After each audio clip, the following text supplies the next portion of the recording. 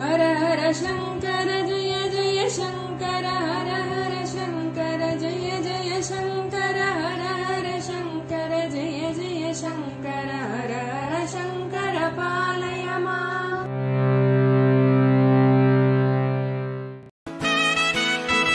Mahasankara matrimony மிகவும் மேம்படுத்தப்பட்ட online திருமணப்பதிவு இணையதளம். இந்த இணையதளத்தில் பதிவு செய்வது மிகவும் எளிது. பதிவு செய்யுங்கள், பிறகென்ன கெட்டிமேளம்தான்.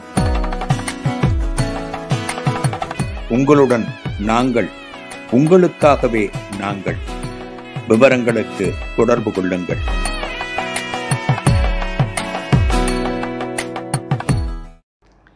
ஸ்ரீ குருபியோ நமக.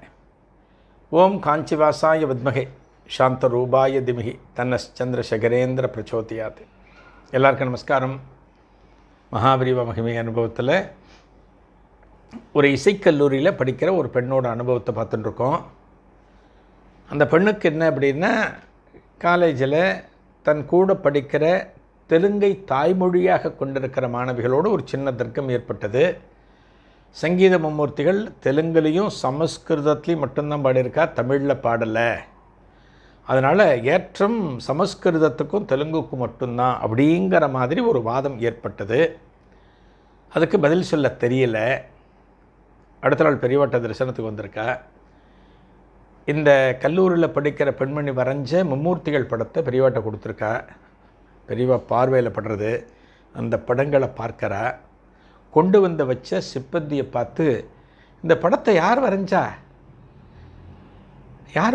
அப்படின்னு கேட்குற. உடனே சிப்பந்தி அப்படியே விறுவிறுவிறுன்னு நடந்து போய் இந்த மாணவி இருக்கக்கூடிய இடத்துக்கு போயிட்டு, உமா உன் பேர் என்ன, எந்த ஊர், பெரியவா கேட்கிறார் அப்படிங்கிற. உடனே இந்த கல்லூரி படிக்கிற பெண்மணி தன்னோட பேர், ஊர் எல்லாம் சொல்கிற. நேராக வந்து பெரியவாட்ட சொல்கிற. சொன்னோன்னே பெரியவா சொல்கிறா, அவளை இங்கே வந்து உட்கார சொல்லு அப்படிங்கிற. இன்னொரு பாக்கியம் பாருங்கோ, அவளை இங்கே வந்து உட்கார சொல்லு, முன்னாடி இடத்த காமிக்கிற. உடனே இந்த சிப்பந்தி போய் அந்த பொண்ணையும் அம்மாவையும் கூட்டின்னு வந்து முன்னாடி உட்காத்தி வைக்கிற. மகாபிரியவாளை இத்தனை கிட்டத்தில் கல்லூரியில் படிக்கிற அந்த பெண்மணி, அந்த இளைஞன், அந்த இளைஞி பார்த்தது கிடையாது. அந்த யுவதி பார்த்தது கிடையாது. இவ்வளோ கிட்டக்க பெரியவாளை பார்த்த உடனே அவளுக்கு சந்தோஷமான சந்தோஷம், கண்கள் தழும்புகின்றன. மகாபிரிவா அந்த படத்தை பார்க்கிற. பார்த்துட்டு, நீ தான் வரைஞ்சியா கேட்கிற. ஆமாம் பெரியவா, நான் தான் வரைஞ்சேன். இவெல்லாம் யார்? பெரியவா சங்கீத மும்மூர்த்திகள், தியாகராஜ சுவாமிகள், முத்துசாமி தீட்சிதர், சியாமா சாஸ்திரிகள் அப்படின்னு சொல்கிறேன். ஒரு படமாக பார்த்துட்டு, இந்த முத்துசாமி தீட்சிதருடைய படம் மகாபிரிவை பார்த்துட்டு, இந்த படத்தில் ஒரு தப்பு பண்ணிட்டியே நீ அப்படிங்கிற. இந்த பெண்மணி காலேஜில் படிக்கிற இந்த இளம் யுவதி மகாபிரிவாளை பார்க்குறா. என்ன தப்பு பெரியவா கண்டுபிடிச்சிருக்கா அப்படின்னு ஒரு பயத்தோடு பெரியவாளை பார்க்குறா.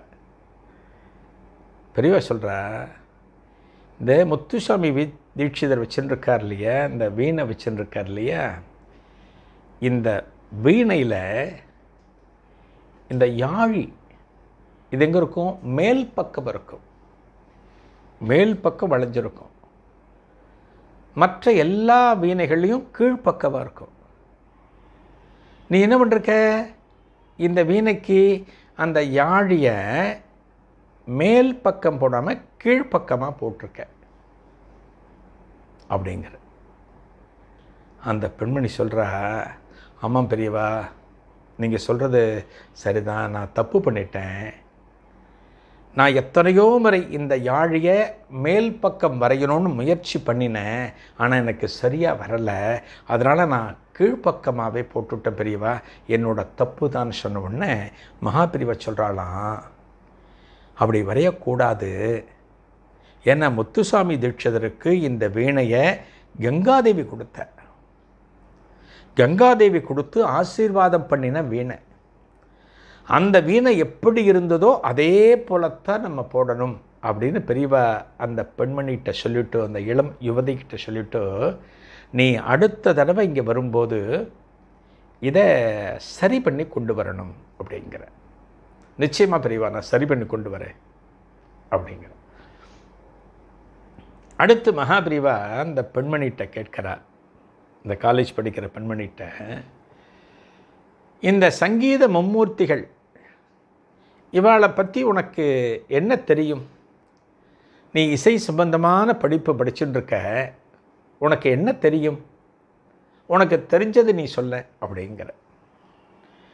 இது சாதாரணமாக ஒரு வழக்கம். அது நம்ம ஏதான ஒரு துறையில் ஒரு ஸ்பெசிஃபிக்கலாக இந்த துறையில் நம்ம இருக்கோம் அப்படின்னா பெரியவா சமயத்தில் கேட்பார், அது சம்மந்தமாக உனக்கு என்ன தெரியும் சொல்ல அப்படின்பா. ஒரு பாட்டனி பையன்னா தாவரவியல் சம்பந்தமான விஷயங்களை கேட்பார்.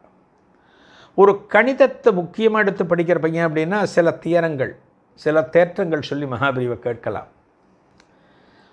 அதெல்லாம் சாதாரண, நம்ம நிறைய இன்சிடெண்ட்டில் பார்த்துருக்கோம். இது இசை சம்பந்தமான படிப்புங்கிறதுனால சங்கீத மும்மூர்த்திகள் படம் வரைஞ்சி கொண்டு வந்திருக்காங்கிற காரணத்தினால இந்த மும்மூர்த்திகளை பற்றி உனக்கு என்ன தெரியும் சொல்லு அப்படிங்கிற. அப்போ அந்த சொல்கிற அந்த இளம் யுவதி சொல்கிற, பெரியவா இவா 3 பேரும் பிறந்தது திருவாரூரில் பெரியவா அப்படிங்கிற. இல்லையா, நம்ம பெரிய இது இந்த 3 பேரும் பிறந்தது திருவாரூர். தியாகராஜ சத்குரு தியாகராஜர், முத்துசாமி தீட்சிதர், சியாமா சாஸ்திரிகள் 3 பேரும் பிறந்தது திருவாரூரில். பெரிய பாக்கியம் இதெல்லாம், அந்த ஸ்தலத்திற்கு கிடைச்ச பெருமை அது. திருவாரூர், சிதம்பரம், காசி, இந்த ஊர் பெயர்களை சொல்கிற போதே எத்தனை பெருமை நமக்கு. சிதம்பரம் நடராஜ பெருமான் அருள்கிற சைவத்தினுடைய ராஜதானி. அதே போல் காசி சைவத்தின் ராஜதானி. திருவாரூர் திருத்தலம் சாதாரணமானது அல்ல. தியாகராஜ பெருமான் அருளுகின்ற அற்புதமான திருத்தலம். சைவத்தில் சிதம்பரத்தை கோவில் என்று சொன்னால் இந்த திருவாரூர் திருத்தலத்தை பெரும் கோவில் என்று சொல்வார்கள். அந்த அளவுக்கு திருவாரூருக்கு அத்தனை சிறப்புகள் உண்டு. இந்த திருவாரூர் திருத்தலத்தில் பல நாயன்மார்கள் வாழ்ந்திருக்கிறார்கள், எண்ணற்ற சிவனடியார்கள் வாழ்ந்திருக்கிறார்கள். திருவாரூர் தேர் உலக பிரசித்தம். திருவாரூரை பற்றி நிறைய சொல்லலாம். இந்த திருத்தலத்தில் தான் இந்த 3 பேரும் பிறந்திருக்கிறார்கள் அப்படின்னு இந்த இளம் யுவதி சொல்கிறாள். மகாபிரிவா இதன் அடுத்து என்ன பதில் சொன்னார்? நாளைய நிகழ்வில் இதன் தொடர்ச்சியை காணலாம். நன்றி, வணக்கம்.